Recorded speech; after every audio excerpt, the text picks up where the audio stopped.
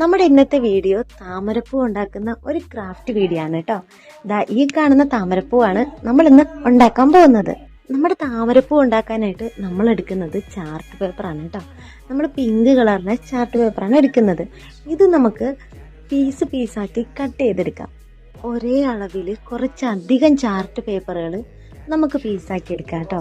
പീസാക്കി എടുത്ത് നമ്മുടെ ചാർട്ട് പേപ്പർ ഇതേപോലെ ഞാൻ ഈ കാണിക്കുന്ന പോലെ എനിക്ക് പറഞ്ഞു തരാനായിട്ട് അറിയത്തില്ല.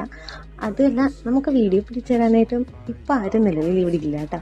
അപ്പം ഞാൻ ഈ കാണിക്കുന്ന പോലെ നമ്മുടെ ചാർട്ട് പേപ്പർ മടക്കിയെടുത്ത് നമുക്ക് ഗം ഉപയോഗിച്ച് ഒന്ന് ഒട്ടിച്ചെടുക്കാം. ഇതേപോലെ ഗമ്മ തേച്ച് ഇതേപോലെ തന്നെ മടക്കി ഇതേപോലെ നമുക്ക് സെറ്റ് ചെയ്തെടുക്കാം കേട്ടോ. ഇതേപോലെ മടക്കി കഴിഞ്ഞ് നമ്മുടെ പേപ്പറിന് കുറച്ചും കൂടി കളർ കൂടാനായിട്ട് ക്രയോൺസ് യൂസ് ചെയ്തിട്ട് ഞാൻ ചെറുതായിട്ടൊന്ന് കളർ കൊടുക്കുന്നുണ്ട് കേട്ടോ. ഇതേപോലെ കളർ കൊടുത്ത് നമ്മൾ കുറച്ചധികം പേപ്പറുകൾ കട്ട് ചെയ്ത് ഇതേപോലെ സെറ്റ് ചെയ്തെടുത്തിട്ടുണ്ട് കേട്ടോ. ഇനി നമ്മുടെ താമര ഇതളുകളൊക്കെ റെഡിയായി. ഇനി ഇതളുകൾ സെറ്റാക്കാനായിട്ട് ഇതേപോലെ റൗണ്ട് ഷേപ്പിൽ നമ്മളൊരു പേപ്പർ കട്ട് ചെയ്തെടുക്കുന്നുണ്ട് കേട്ടോ. ഇനി നമ്മളിത് റൗണ്ട് ഷേപ്പിൽ കട്ട് ചെയ്ത് ഈ പേപ്പറിലേക്ക് നമ്മൾ നേരത്തെ കട്ട് ചെയ്ത് വെച്ച് നമ്മുടെ ആ ഇതളുകൾ ഓരോന്നോരോന്നായി പശ തേച്ച് ഒട്ടിച്ച് സെറ്റാക്കി താമരപ്പൂവാക്കി സെറ്റ് ചെയ്തെടുക്കണം. അപ്പം നമ്മൾ കട്ട് ചെയ്ത് വെച്ച് നമ്മുടെ താമരപ്പൂവിൻ്റെ ഇതളിൽ ഈ കാണിക്കുന്ന പോലെ ഗമ്മ തേച്ച ശേഷം നമ്മുടെ ആ റൗണ്ട് ഷേപ്പിലുള്ള പേപ്പറിലേക്ക് നമ്മൾ ഈ കാണിക്കുന്ന രീതിയിൽ ഒട്ടിച്ചു കൊടുക്കണം കേട്ടോ. അതേപോലെ നമ്മൾ മൊത്തം റൗണ്ടായിട്ട് ഓരോരോ ലെയറാക്കി സെറ്റ് ചെയ്ത് ഒട്ടിച്ചെടുക്കാം നമുക്ക്. ഇതേപോലെ തന്നെ ഒന്നിൻ്റെ അടുത്ത് മറ്റൊന്നുള്ള രീതിയിൽ റൗണ്ടാക്കി ലെയറാക്കി നമുക്ക് എല്ലാ ഇതളുകളും ഒട്ടിച്ചെടുക്കാം കേട്ടോ. ഇങ്ങനെ ഓരോന്നോരോന്നായി ഒട്ടിച്ചൊട്ടിച്ച് വരുമ്പോൾ ഈ ഒരു ഷേപ്പ് കിട്ടും കേട്ടോ. അങ്ങനെ നമ്മുടെ അടുത്തടുത്ത് ഓരോരോ ഇതളുകളായിട്ട് ഒട്ടിച്ചൊട്ടിച്ച് വരുമ്പോൾ നമുക്ക് കറക്റ്റ് ഈ പരുവത്തിലുള്ള താമരപ്പൂവായിട്ട് കിട്ടും കേട്ടോ. ഇപ്പം നമ്മുടെ മുകളിലെ ഭാഗം കറക്റ്റ് താമരപ്പൂവിൻ്റെ ആ ഒരു ലുക്കിലായിട്ടുണ്ട്. ഇനി നമുക്ക് നമ്മുടെ താഴത്തെ ഭാഗവും കൂടി സെറ്റ് ചെയ്തെടുക്കണം.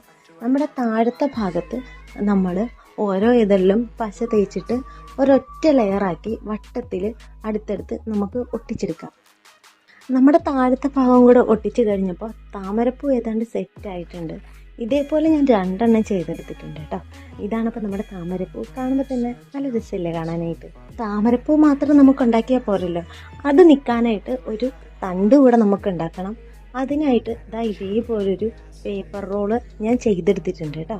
നമ്മുടെ ന്യൂസ് പേപ്പർ ഉപയോഗിച്ച് ഒരു പേപ്പർ റോള് സാധാ രീതിയിൽ ഉണ്ടാക്കിയ ശേഷം അതിനെ ഒരു വൈറ്റ് പേപ്പർ കൊണ്ട് കവർ ചെയ്തിട്ടുണ്ട്.